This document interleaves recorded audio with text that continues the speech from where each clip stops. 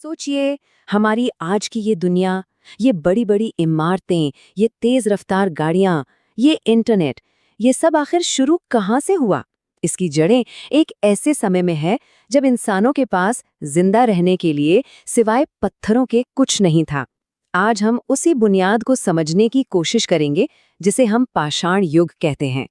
तो यही वो बड़ा सवाल है कि हमारी आज की इस मॉडर्न दुनिया की नींव आखिर रखी कैसे गई।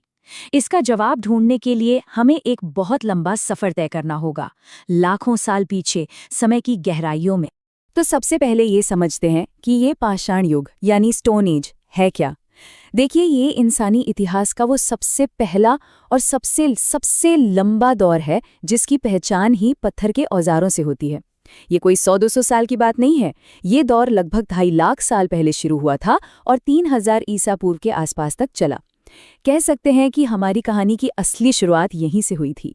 अब इतना लंबा जो ये समय है, इसे बेहतर ढंग से समझने के लिए इसे 3 मुख्य हिस्सों में बांटा गया है। सबसे पहला और सबसे लंबा था पूरा पाषाण काल। फिर आया एक बदलाव का दौर जिसे हम मध्य पाषाण काल कहते हैं, और आखिर में वो दौर आया जिसने सब कुछ बदल कर रख दिया, नव पाषाण काल, जिसने एक पूरी नई क्रांति को जन्म दिया। तो चलिए इस सफर की शुरुआत करते हैं पहले पड़ाव से, पूरा पाषाण काल। ये वो वक्त था जब हर एक दिन बस जिंदा रहने की एक जंग थी, एक संघर्ष था। तो उस जमाने में जिंदगी थी कैसी? लोग पूरी तरह से शिकारी थे और संग्राहक, मतलब जंगली जानवरों का शिकार करना और जंगल से फल फूल जड़ें इकट्ठा करना, बस यही जीने का जरिया था। रहने के लिए कोई घर नहीं थे। लोग गुफाओं में या चट्टानों के नीचे रहते थे। जैसे भारत में भीमबेटका की गुफाएं एक बेहतरीन उदाहरण है। जिंदगी पूरी तरह से कुदरत के रहमो करम पर थी, बहुत ही अनिश्चित।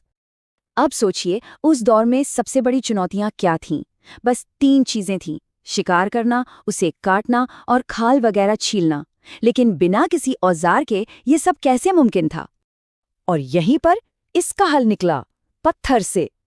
शुरुआती इंसानों ने पत्थरों को एक दूसरे पर मारकर उनकी छिपटियां निकालकर तेज धार वाले औजार बनाए।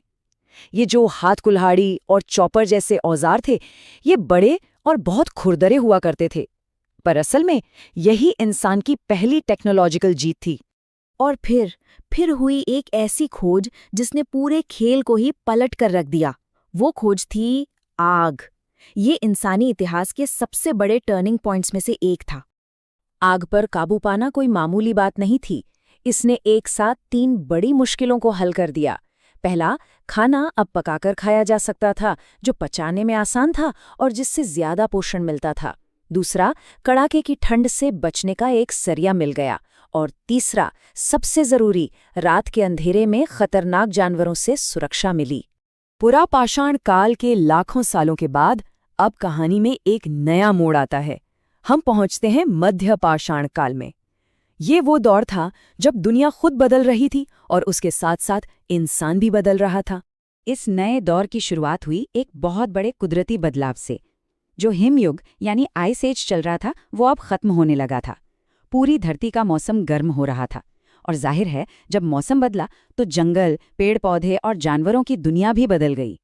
और इस बदलती हुई दुनिया में काम करने के लिए नए औजारों की जरूरत थी। तो देखिए, जहां पूरा पाषाण के औजार बहुत बड़े और भद्दे थे, वहीं मध्य पाषाण काल में माइक्रोलिथ यानी कि बहुत छोटे, हल्के और ज्यादा पैने औजार बनने लगे।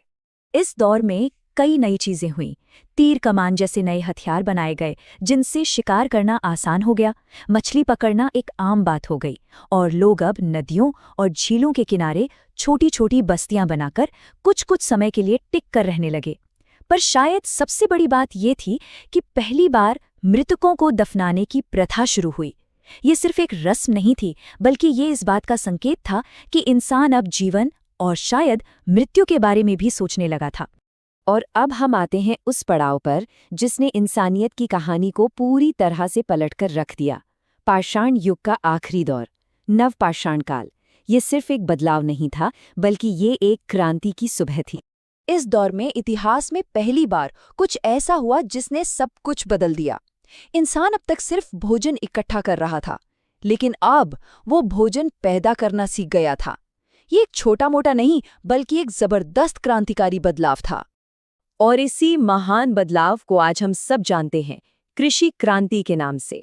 इसने मानव सभ्यता की दिशा को हमेशा हमेशा के लिए बदल दिया। देखिए, जैसे ही खेती शुरू हुई, एक के बाद एक बदलावों की झड़ी लग गई। गेहूं, जौ और चावल जैसी फसलें उगाई जाने लगी। भेड़, बकरी, गाय जैसे जानवरों को पालतू बनाया गया। और इसका सीधा नतीजा क्या हुआ? अब खाने की तलाश में भटकने की जरूरत नहीं थी, तो लोगों ने स्थायी घर बनाए और दुनिया के पहले गांव बसे।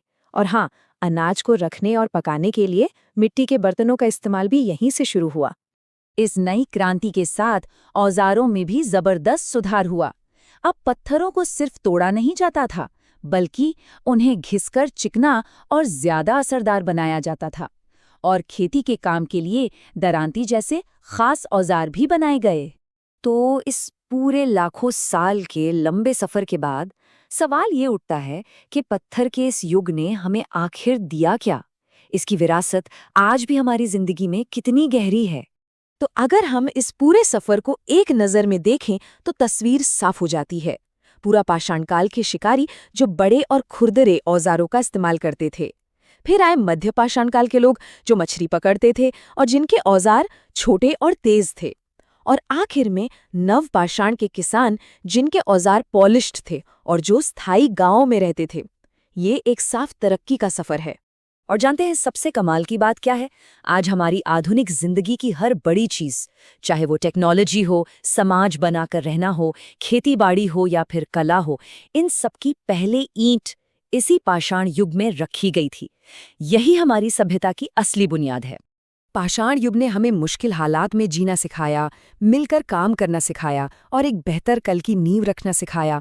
तो ये सोचने वाली बात है कि हमारी पीढ़ी आने वाले कल के लिए कौन सी विरासत छोड़कर जाएगी।